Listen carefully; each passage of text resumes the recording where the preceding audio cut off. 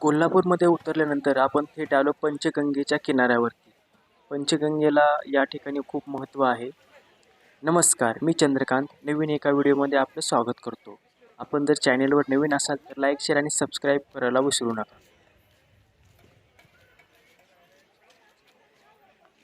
पंचगंगेच्या काठावरती आपण काही वेळ थांबू. ऊन आहे, भरपूर लोक इथे स्नान करतायत नदीमध्ये. पाठीमाग खूप छान हिरवळ आहे, मस्त वाटते.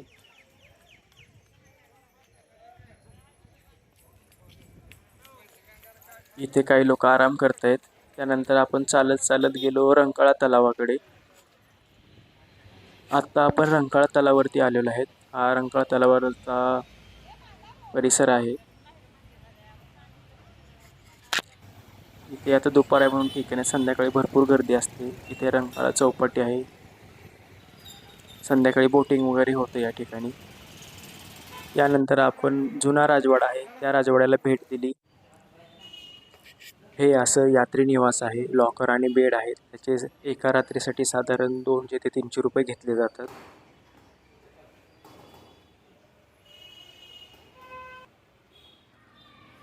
आता आपण राजवाड्यासमोर आहोत.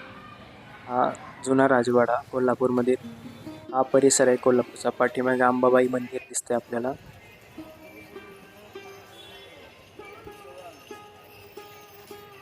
रात्रीच्या वेळी ऊन थोडं कमी होतं, त्यामुळे या ठिकाणी गर्दी जास्त जमायला लागलेली आहे. आपल्या चॅनेलवरती जुना राजवाडा आणि नवीन राजवाडा याचा व्हिडिओ आहे. तो जर तुम्ही पाहिला नसेल तर तोही आवश्यक पहा. तिथून बाहेर आल्यानंतर बाजूलाच मेन राजाराम शाळा आहे.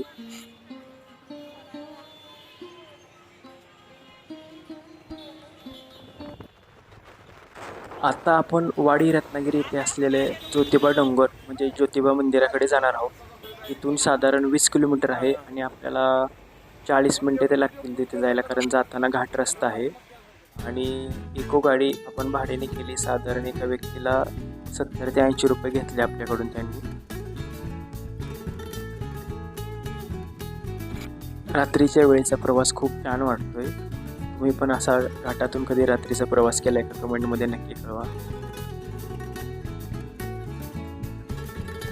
ज्योतिबा डोंगर हे मला वाटतं पन्हाळा तालुक्यामध्ये येत असावं.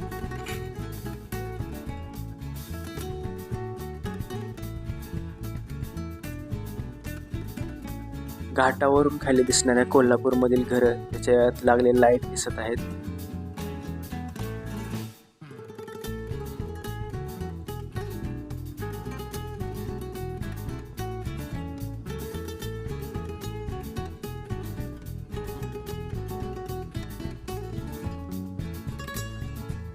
रस्ता निवांत शांत आहे, जास्त गर्दी नाही. गाडी पण आपली मस्त चाललेली आहे. गाणी ऐकत ऐकत चाललोय आपण.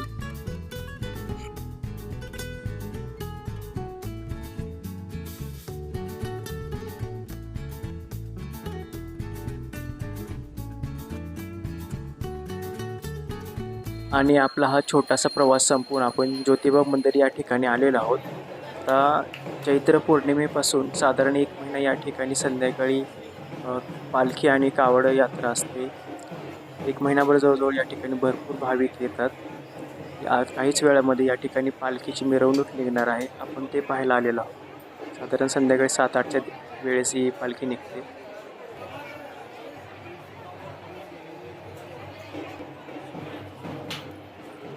भरपूर भाविक या ठिकाणी आलेले आहेत. गुलालाने माखलेले आहेत. भरपूर लोक गुलाल आणि खोबऱ्याचे उधळण करतात. ज्योतिबाच्या नावानं चांग भलं असे जयघोष केला जातो.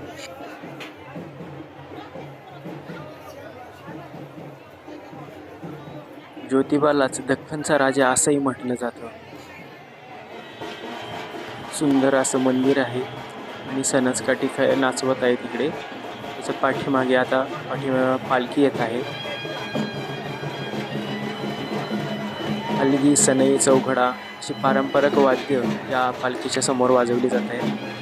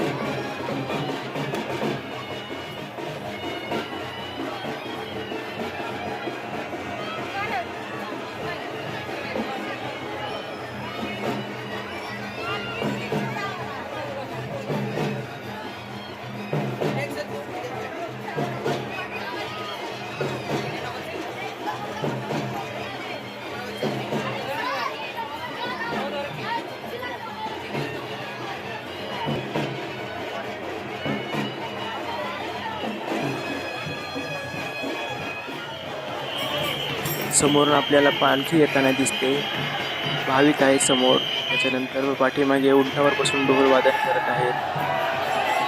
लोक गुलाल आणि खोबऱ्याचे उधळण करत आहेत. ज्योतिबाच्या नावाने चांगलं असा जयघोष चालू आहे.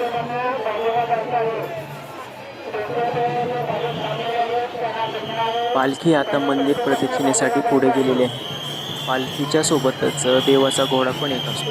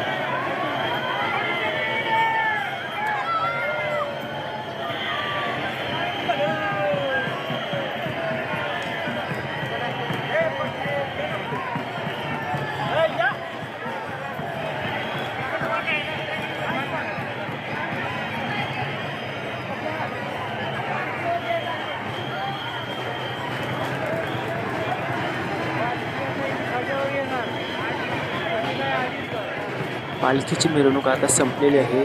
आता या ठिकाणी पालखी ठेवण्यात येते. लोक या ठिकाणी त्या पालखीचं दर्शन घेतात.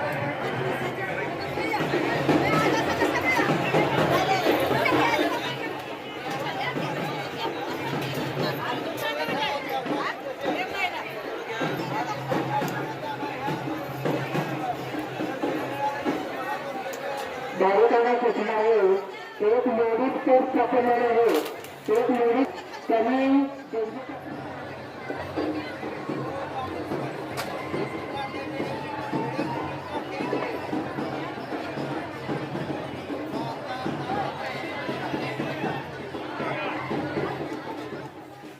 दुसऱ्या दिवशी आपण सकाळी मंदिरामध्ये आलेलो आहे. आता सकाळच्या वेळी गर्दी खूप कमी आहे. रात्री भरपूर गर्दी होती.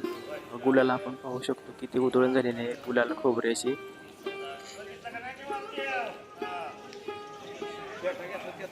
सकाळच्या वेळेचं प्रसन्न असं वातावरण आहे.